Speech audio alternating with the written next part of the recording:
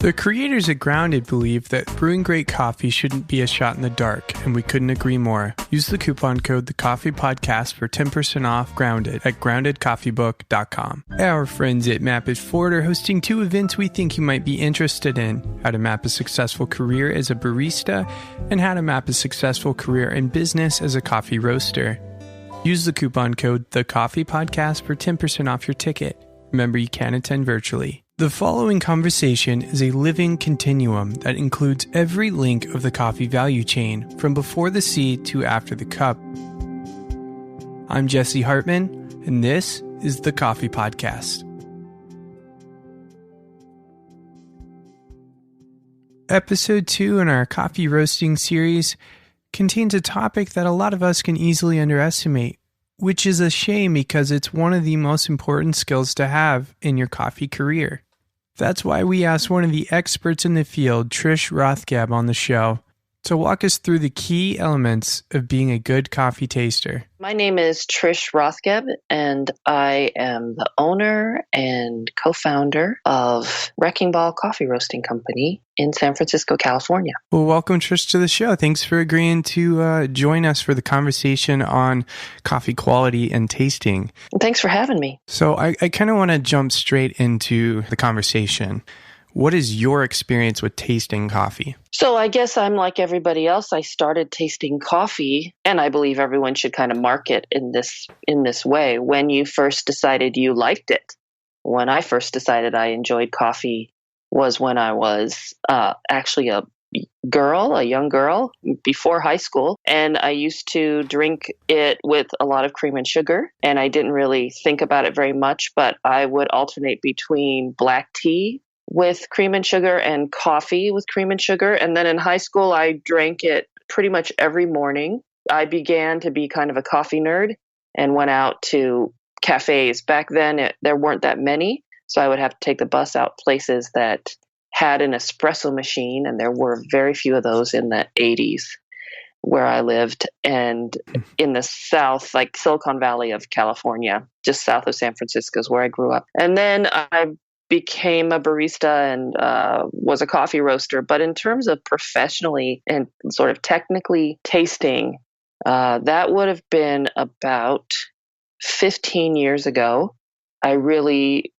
My career in coffee spans over 30 years, but I would say that serious tasting in a measured and technical way didn't begin until halfway into that career. And a lot of us are that way. We don't really get tested on our tasting until it really means something. So, yeah. What was the moment 15 years ago that you're talking about this technical tasting? Did that have to do with the roasting side of things, or is that more involvement with things like the CQI? Well, I remember being thrust into certain positions and in certain instances where I was asked to taste in a technical way before I knew how to do it. So when I was a roaster and a barista, there were a couple of times I went to selection tastings or cuppings at importers' offices, and no one had ever taught me how to do that. Okay. And so I was kind of like just monkeying the movements of others and doing my best. And so that happened once or twice, 3 times before I really started learning how to do it. And then what happened was I got involved in roasting and tasting things a little bit more seriously because I was trying to create a certain taste or flavor from my work, not instead of just roast. I'd been roasting for maybe 10 years before that and a barista before that even. And I was just tasting the coffee as the bosses told me to taste it or to check it for certain things. And that was fine. But then I got a couple of roasting jobs that were more about, let's create something. Let's make something different. One of my jobs was to help create a whole flavor for a new coffee company, a whole line of coffees in Oslo, Norway at a place called Mocha. And that was around 2000. Okay. And that was I was working for Robert William now, and he had a place called Mocha. And he's an importer now in Oslo and pretty well known. He was the first barista champion of the world in 2000, and he started this little roasting company. And that was my first job where I actually got to really set a flavor profile for the whole shop, for the whole place, and create a line of coffees. And then after that, I had jobs where from there I moved to Tailor Made Farms in Santa Rosa, which is north of San Francisco. And I came back to California, and I had to transfer the coffee profiles from a ProBat roaster to a brand new roaster that was the beta model for something someone had never seen before, which later became the Kestrel that everyone uses, the Loring Smart Roaster that a lot of people use today. And that job, my first maybe few months there was just taking, because the ProBat was sitting next to this Kestrel beta model, and we were transferring profiles from one to the other. So tasting was everything. Okay. And then it wasn't very long after that I got involved with tasting CQI way, which is the SCA, was then SCAA protocols for green coffee evaluation. And I was in one of the first classes of Q in Long Beach, California, and that was 2003. And so right around 2003, it really started to ramp up in terms of how I technically evaluate coffees. So there's a lot there we could definitely dive into, but we're going to go ahead and I want to move on to a question. I feel if anybody could answer this question, it'd be you. And it sounds like a simple question. I don't think it is, though. And the question is, what is cupping?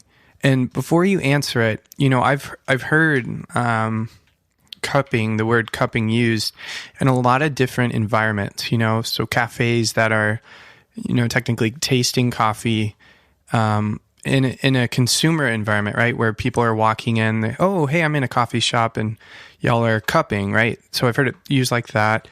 I've heard it used as a cupping table post roast to see quality and, hey, are we on par with how we want this coffee to taste for our people buying our coffees?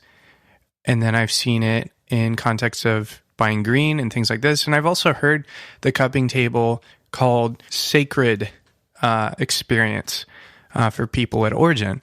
So how would you describe cupping, and what should we think when we hear the word cupping? That's a great question, and I hope that my answer isn't frustrating for you. But I've been all over the place and cupped in all kinds of situations, and I would say that there are many definitions to that term cupping, and I really try to, I'll answer the question in a technical way, but I'll just preface it by saying that you have to be aware of the purpose and the environment in which you're cupping to be able to perform in that cupping. So knowing that, you will be successful at any cupping you're in, so long as you can adjust to what you've got going on there. The technical term for cupping is, or I don't know if I guess the technical term is liquoring. And that's when you create the water off of the liquid off of the coffee grounds. And that liquor is what we sip, and that liquor is what we consume. You are technically liquoring every coffee you've ever had to drink, because you have to drink it in a liquid form. So if you make an AeroPress or a pour over or a Fedco brew, that's a liquoring of the coffee. But technically, when we liquor coffee, it's the same way we do for a tea tasting, and they've just developed one for cocoa, actually, where you sit the product right in the water and let it steep and somehow separate. It's not that much of a separation for coffee, as the coffee just sinks to the bottom and the liquor rises to the top of the cup, and you sip off of that. And cupping is, like I said, for the purpose, it can be many different things. And you can use a cupping, a liquoring of coffee, to assess many different coffees next to each other almost simultaneously, if not totally simultaneously.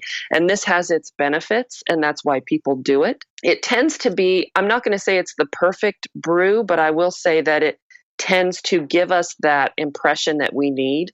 It's not supposed to be what most people enjoy, the average end user enjoys. Mm-hmm. And, but that's okay.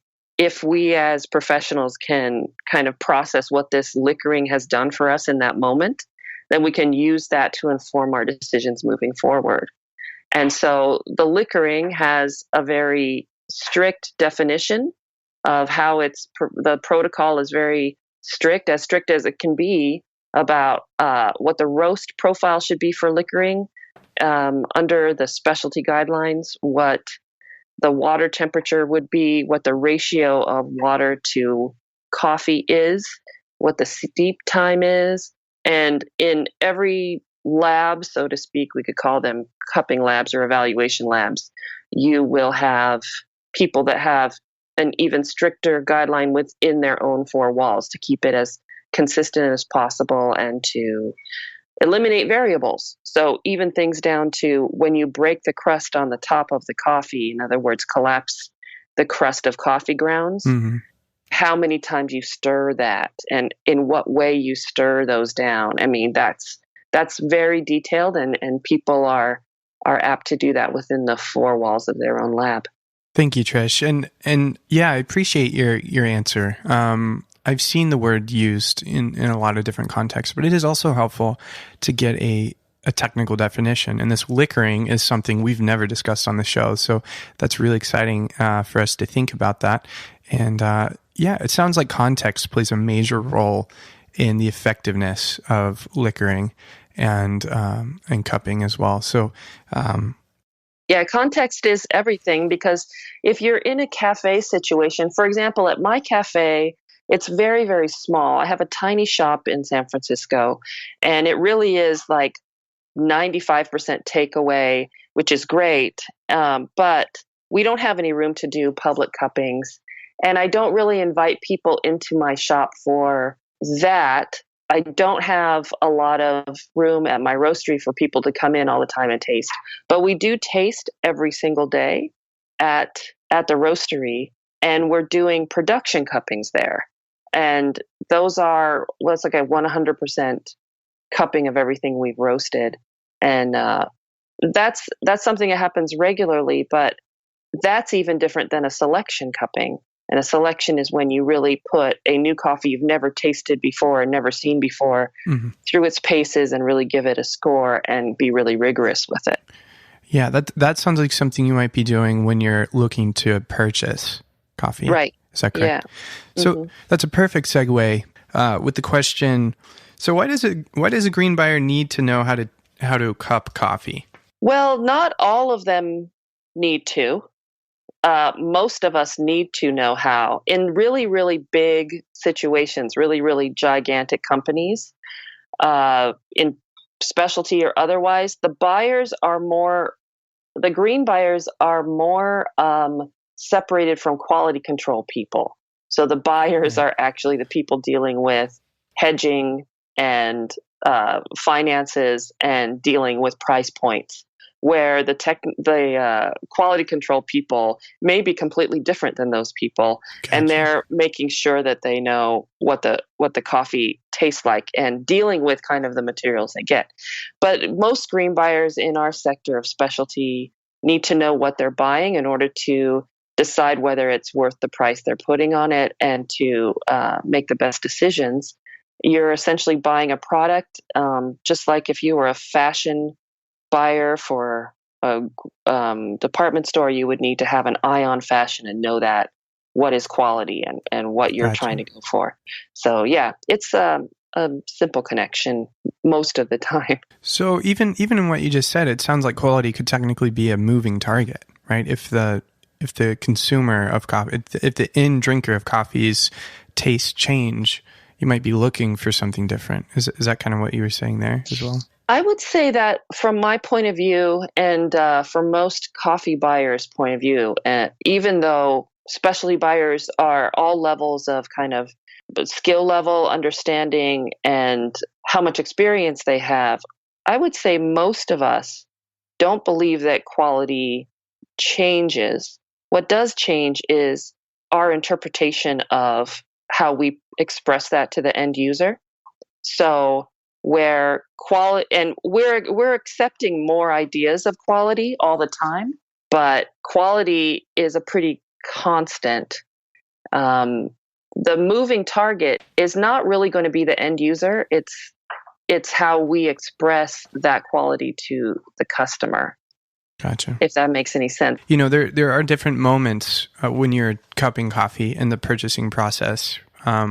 From what I understand, what moments in buying green make it sort of vital to have somebody who knows what they're tasting and how to taste on your team? What would you identify as the major points in purchasing coffee? Well, I mean, I personally, I can't be there all the time. And while I might be considered the chief taster in something in the cafe, I'm not the only taster, and I can't be. And then there are people, it's really true that there are people who have off days. We know we can't focus and we can't do some of the things we want to do every day. And so you have to have other people on your team. They catch things that you don't catch all the time. So I would just say that production cupping that I mentioned, every single day we taste the coffee that we roasted the day before. Mm-hmm. And there are people on my team and I've told this story a few times recently because it came up recently and I find it really interesting. There's one guy who came up through the ranks in my company, was a barista, and then he was a lead trainer, and then he got into the organization of the company because that's really what he loves is doing admin stuff. But he's a great taster, and he comes from a great pedigree of other coffee companies before us. So we're happy that he has such a great understanding of coffee. But he also is in charge of bills going in and out for Wrecking Ball. So he has to understand why I'm buying what I'm buying. So I feel really lucky with that guy. His name's Adam. And one of his things that he is good at is tasting the flavor of iodine or medicinal, which in the coffee business we've termed phenolic, a medicinal note, which is a defect in coffee. Right. And he has a really spidey sense about it. He gets it way before anyone else. If there's barely a hint of it, he'll get it. And it's because he actually loves the flavor. And why does he love the flavor? Because he hikes. He hikes long distances and doesn't bring water with him, but instead brings those iodine tablets to purify the water that he finds in streams. And so after he's had these long hikes, he purifies water and he guzzles this water that has this iodine taste. So for him, his connection is that it's delicious and thirst quenching. And so he finds it, and I'm happy he finds it. He doesn't mind it, but he always knows he has to tell us when he gets it, even a little bit. So that's what's great about him. And those are the things you have to really watch for other people. If you're in a position like I am where I've been around and I'm like the queen of the house and I come in there like I'm the chief taster and the head judge of everything, that can intimidate other people. And you have to be really someone who watches your team and finds their strengths and uses those strengths and builds on those strengths to make it a full tasting team. I see. So now we're talking about a team of people influencing decisions, tasting together, which I think might be contrary to what a lot of people might think when it comes to, hey, I need somebody who can taste coffee on my team, not, hey, I need a team of people who can taste coffee, right? Yeah, we have a kind of, it's unofficial, but a chief, I always organize the chief tasters as me, my lead roaster, and Adam, as I mentioned, who is, like I said, most of the time he's sitting at a desk looking at spreadsheets. But I pull him down every day to cup. Just, he likes getting off his desk, but also I need him. And I believe this about every coffee company. The person who's in charge of the money needs to know why the coffee buyer is doing what they're doing. Right. They can't just be completely divorced from that understanding.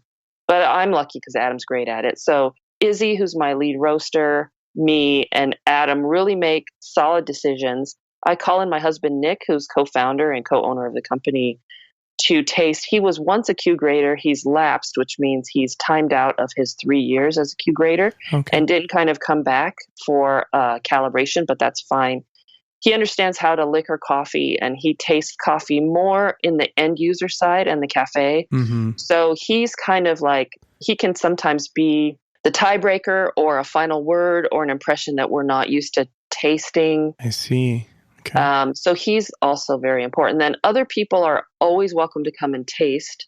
And we always, and like I said, I'm always looking to see what their strengths are and if they should really be brought in more often or developed more as tasters. But I would say it's those three people are the most important. Me as the coffee buyer and the one who wants to set a certain, say, flavor profile for the company.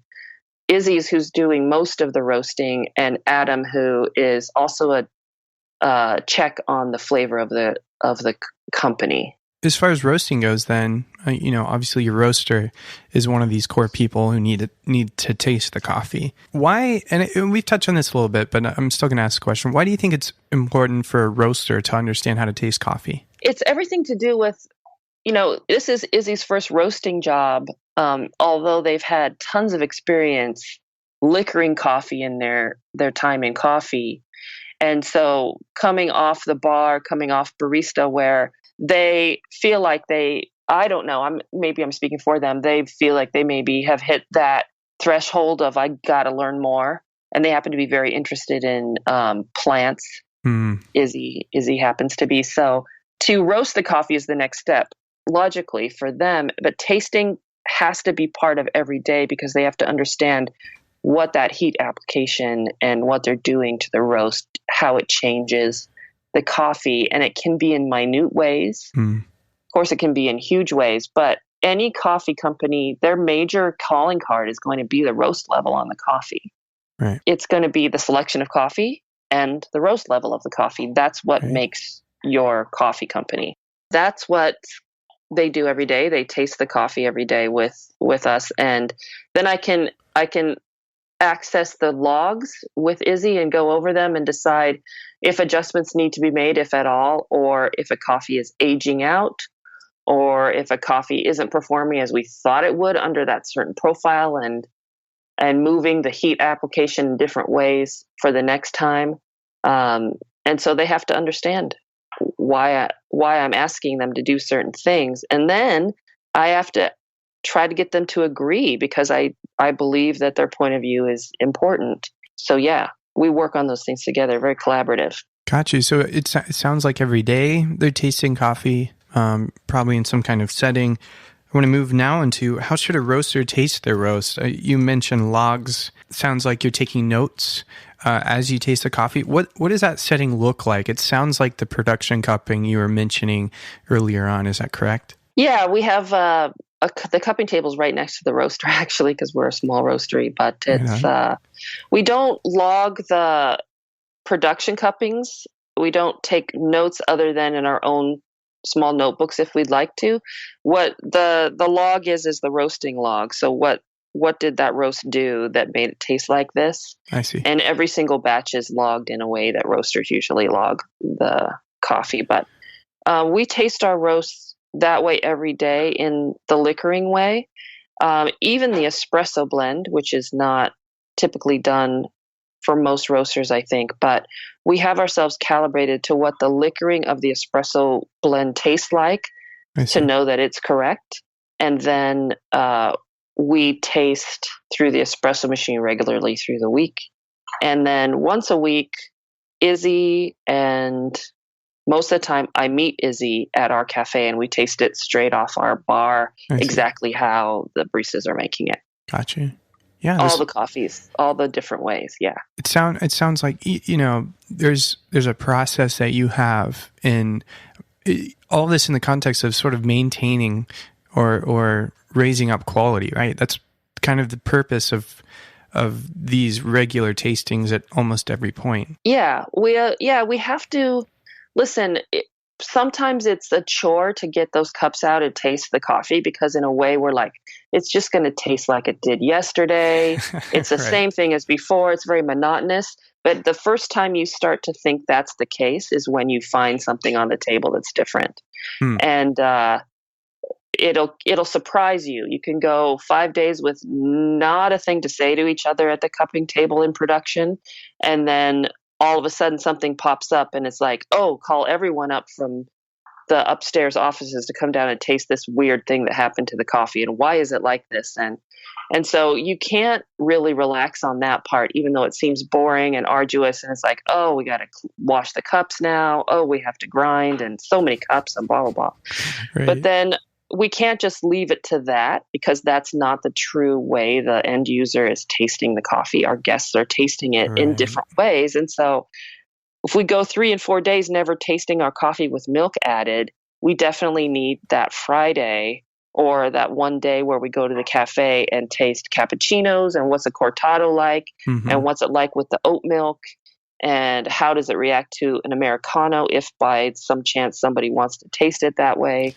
And then what is the batch brew taste like, and what does the pour over taste like? And yeah, so we have to know what it's going to be like, because liquoring won't do that for you. Right. Yeah, that's it's thorough, right? And you said it could be really kind of like, oh man, again. And if you've ever set up a coffee cupping, production cupping, and you know how many coffees you can have at a roaster, like it can be quite, annoying at times. Like, oh, this again, and you got to clean everything, and it can be quite messy even. And so, I think it's messy, and it's kind of just a pain to do it, especially if you're having a really busy day. Right. And like for us, the production cupping is every day at 2 o'clock in the afternoon. So someone's late coming back from lunch. Usually it's me, or a meeting shows up, or someone just comes to the roastery and needs to talk, or it's just so busy and no one, now it's 2:30 and we got to get the cupping up. Like, yeah, but we just do it, and we just know it has to be done. So, you do all this cupping, you do this tasting, this liquoring, and at the end of the day, you're selling coffee, right, to a consumer. And in the cafe setting, say they come up to the register, they're ordering a coffee. The barista kind of has the opportunity, or the person at the cash register has the opportunity to communicate the coffee to the guest. But when it comes to a guest walking in to purchase a bag, now you're talking about, how do I sell this coffee in terms of tasting notes, right? I feel like tasting notes is a really important element to the bag, right? So how important is it that you get your tasting notes? I don't even know how to even ask this, because it's kind of philosophical. Yeah. Like, how do you get them right, correct for the guest? Well, this is something that has been one of the great journeys in the latter part of my career, is to really delve into this idea of phenomenology and how people describe coffees.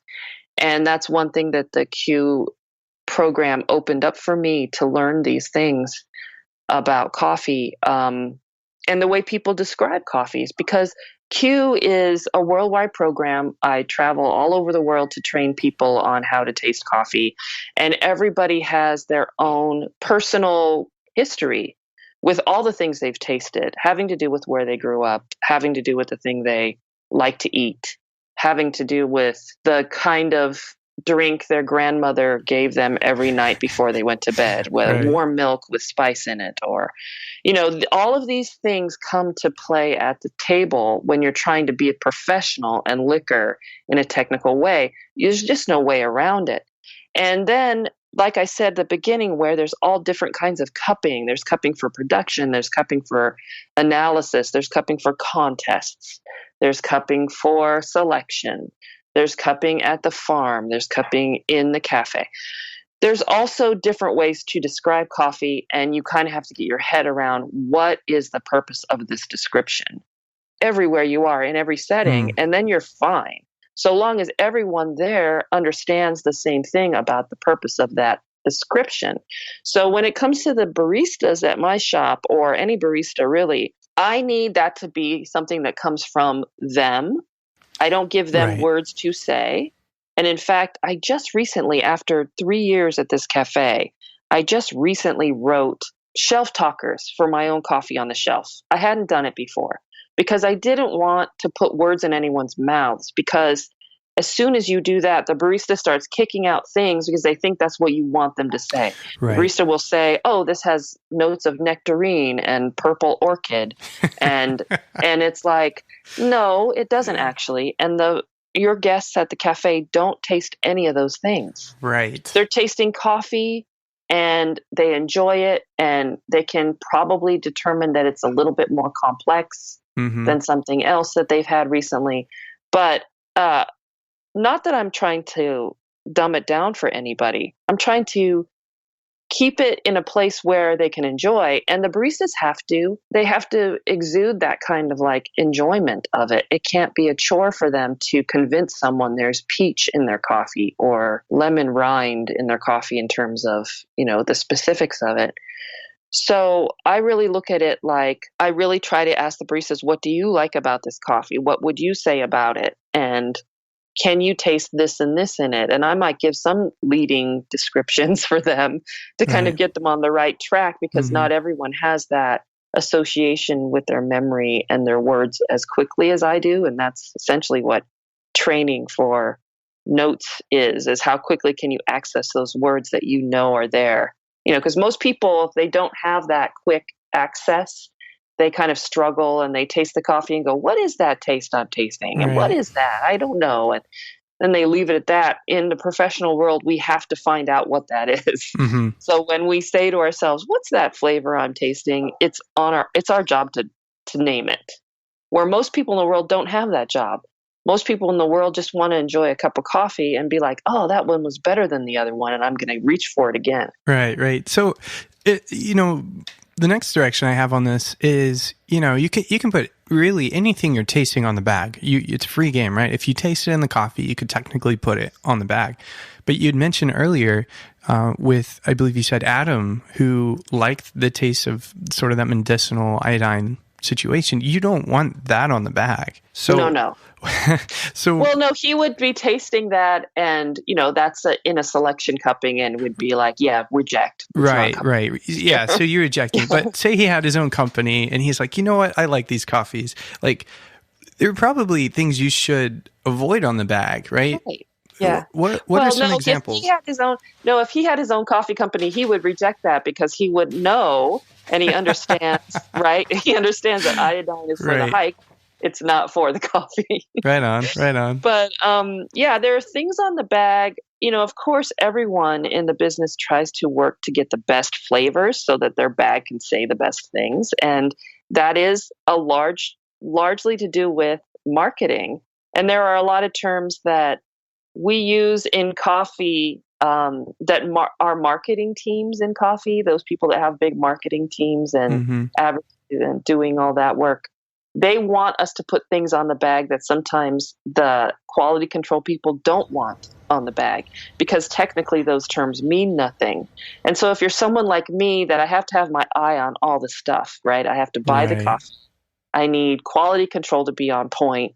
I need to give feedback to the farmers. And I also need to get the baristas comfortable with it, and I also need to sell it. And so I am someone who has to do all those things, because this is my company, and I want all those things to be firing on all cylinders. So I will allow things that make sense to the end user that doesn't make sense for a technical person. Like the words, often get made fun of, the words bold and rich. These are words that you see maybe, people will make fun of Starbucks or something for having these words bag, but those mean something to people. Those are words that mean something. And when I talk to brand new coffee enthusiasts or people into our shop, and they say, I really like your coffee because it's really rich and bold. Am I supposed to smirk at them? Am I supposed to tell them they're wrong? No, these are words that mean something to the average person. And so we have to allow some of that, because it does convey some impression of the coffee. It's not a lie. It means something to people. And so when we're looking at the marketing of coffee or the words we put on the bag, I'm really careful. And in fact, like I said, I just have shelf talkers on the shelf at my company and on the website, but I don't put them on the bag itself. Gotcha. Who knows? It might be a slippery slope. It might start happening, but I don't want to. I've been shying away from a lot of that stuff on purpose, because I don't want to tell people what they're tasting. And most of the time, we are wrong. The bags that you read, you might buy, and I know this has happened to you. You've bought a coffee and it has these words on the front, and you taste the coffee and you love the coffee. It's a great coffee, but you don't agree with anything it says on there. And that's kind of what I want to avoid.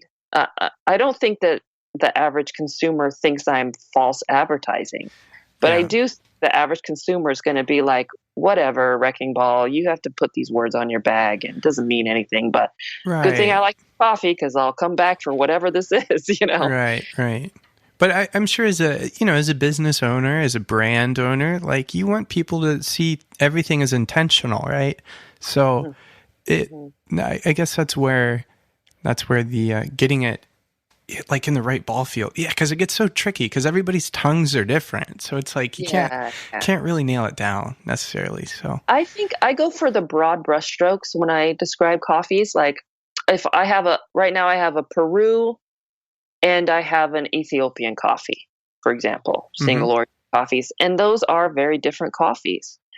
So what are the broad brushstrokes? Well, Ethiopia is one that, as we know in the business, tends to win a lot of competitions. And baristas like to use it in competition because it's easy to pull out those notes for people. They can easily say it has a citrus note, it has a floral note, and it has, like that. Those are things that are easy, and those are pretty specific for nuance. But for Peru is a lot more like it's a soft, round finish. It doesn't have a bright, sparkling acidity. So I'm not going to mention the acidity. You know what I mean? For the average consumer, it's not that it doesn't have acidity, but it's not the acidity of that Central American coffee that I got or that Guatemalan coffee that's really, really bright. On that coffee, I would mention the brightness of the coffee, that it's going to be lively. And for the Kenya coffee that I have on the shelf right now, I might say it's bracing in its brightness or its acidity. I would never say it's sour, even though technically it's sourness that you're tasting. So I'm not going to say sour. I'm going to say bright or a nice acidity that's balanced with. And that's another thing with the end user. If you say acidity, that could be a good thing for some people because they appreciate sourness and things. But you have to always say it. In my book, at least, I like to mention the balance with some kind of sweetness or some kind of chocolatiness because people don't accept sourness without a balance on it. Right. Or it's harder for human beings to accept sourness without some kind of sweet balance or nutty balance or something else that brings it into a delicious place. Right. So I'm always conscious of saying, for example, if a coffee has a heavier impression than another one, a lighter impression than another one, between the two, which is going to be, which is going to pair better with a chocolate cake. You should be prepared to say things like that, which is going to be great if you took it home and actually pulled shots at home with it, and which is going to be just like too sour to do that with. Right. Because a lot of people will do that. A lot of our customers will have home espresso setups and which one of these can I take home for espresso? I've had Pillow Fight, which is my espresso blend. Had that a million times. Well, I want to pull something different out of my espresso machine. And then I always tell them, well, it's going to be pretty bright because I don't roast the espresso profile on everything. But you could try this one, and it's going to lend itself to more cream and sugar if you like that. So that's the kind of stuff that the average consumer wants to know. I'm a believer that everybody who's in the cafe needs to be a good salesperson. I feel like in order to sell the coffee, you need to know how to express the coffee to the guest.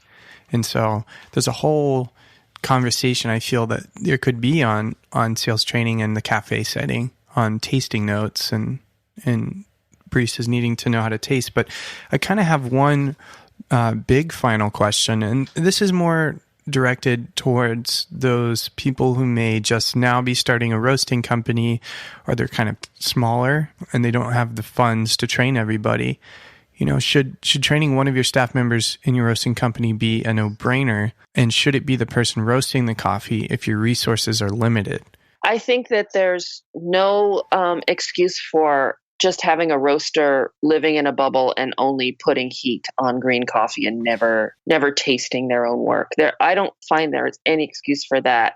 And if people are like, well, we're so busy, there's no time for the roaster to taste coffee. In my opinion, you don't understand the job of being a roaster. It's just not, it just doesn't make any sense to me. So if it's just you and you have the means and are able to hire someone to help you, and you put that someone in roasting or anything else, let's say it's a 2-person, for a long time, it was just, for a good year and a half, it was only me and Nick, my husband, that running the whole thing. And we were roasting somewhere else, and we were bring all the coffee home and cup it on our kitchen counter. Yeah. It was only 2 of us. And so I needed someone else to cup with me. You have to have someone else. And it may take you a while to find that Adam that you have on your team that's great at tasting. And maybe you're in a patch where no one's really getting it, but you have to work through it. And it's kind of everyone's job. It's too busy. We don't have time to set up cups. Well, I guess it's going to be a late night then, because we're going to set up cups. I got you. Just have to do it. And you'll be better for it. It's tough. It's like, it's not always a cocktail party. A lot of times it's just people don't want the bother of setting up cups, and then they have to. Now, I have a fun question just came to my mind. If any of our listeners have cupped coffee before, they may be familiar with this situation, but you walk into a room and everybody's kind of, maybe they're circling the coffee and they're using the cupping spoons and they're slurping. And there's a noise that happens when you slurp, right? I'm not going to make it here. It would be horrific for our listeners' ears. But how important is it for that sound to be loud? Is that a sign that you're doing it right? Or I think that this is just something that I've faced and seen, and I'm curious, how do you know that you are slurping correctly? I guess is my question. Yeah. Well, I think that the problem with the loud slurps is that people believe that everyone's putting on airs, and they're trying to, it's like a one-upmanship of slurping, like, how loud can I be? That means I'm legit. Right. It's really and that's where it bothers people. That's where people react to it. Like, this guy's just trying to take up more air in the room and be like the loudest guy.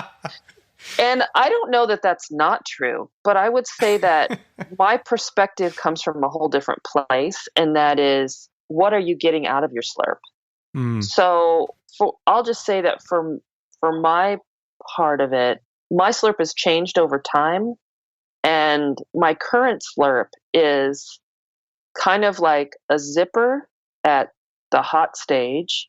And then when it gets to a lot cooler, because you have to cup the coffee through different temperatures. Mm-hmm. When the coffee gets cooler, and I can hold it in my mouth more, it's less of a zipper sound and more like a slurp that everyone else is doing. So more clunky.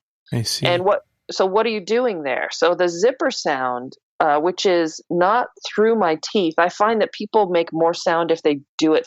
They try to spray it through their teeth.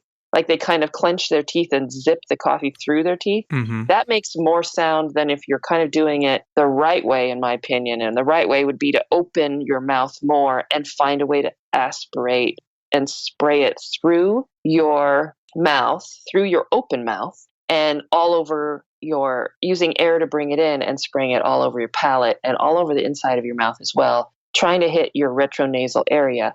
And that is behind, and that can happen with the volatile nature of hot coffee, meaning that it's still vaporous, it's still wafting up inside your head and behind your nose, which is your retronasal area. That gives you another impression of the smell of the coffee or the aroma.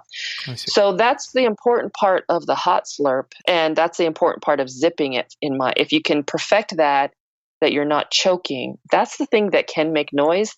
And when people try to do it and they do it through their teeth, they're going to create a really high-pitched sound.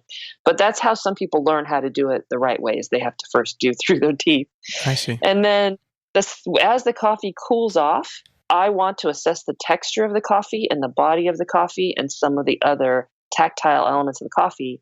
I'll just slurp it more like you hear a lot of people slurping, which, if you understand what I'm saying, it's a more clunky kind of slurp. It's like falls in big clumps on your tongue when you slurp that way, just like a sort of thing. And that is useful, but it's not everything. If you do that only, you're going to miss a lot of things about the coffee too.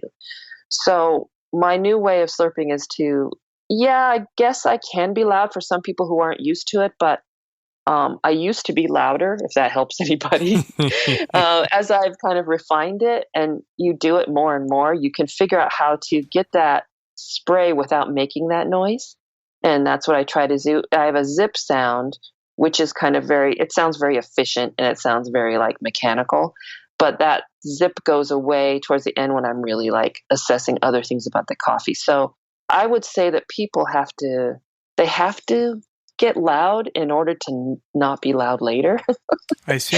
Okay. Yeah. You got to work on it, and you should work on it a long time. It doesn't come to everybody, and you shouldn't just decide what your slurp is for the rest of your life. You really should be owning it, Don't be like, oh, I got the zip sound right, so I must be doing it right. What is it doing in your mouth? Right. So you have like a signature slurp, so people know you're in the room. Right. I guess I have that, but what people might not notice is that I change it throughout the cupping, because my first slurp is the first impression, right? So people hear the zip. Yeah. Well, hopefully I'm not as loud as I used to be when I used to do it badly. Right on. No, right on. So, Trish, we've come to the end of our interview, and we have listeners from all over the industry. Some people just now getting into coffee, and some people who have been in coffee for quite some time. As somebody who has 30 plus years in the industry, do you have any advice for our listeners, people who are passionate about this industry and the people in it? Yeah, I would say that when I started in the business, there wasn't really a lot of information. I guess everyone could assume that's true. And we didn't know very much about how coffee could be and the possibilities that coffee could offer for specialty specifically. And so there was really a trend back then, and up until about 10 years ago still, to just learn the truth about coffee. And I would say that the new generation of coffee people should be prepared to just keep your mind way, way open and understand that every single time you taste a coffee is the potential for you to learn something that coffee can do that it did not do before. So where, like I said, in the old days, we were just trying to match things that fit an archetype. In other words, Guatemala coffee should taste like this. Mm-hmm.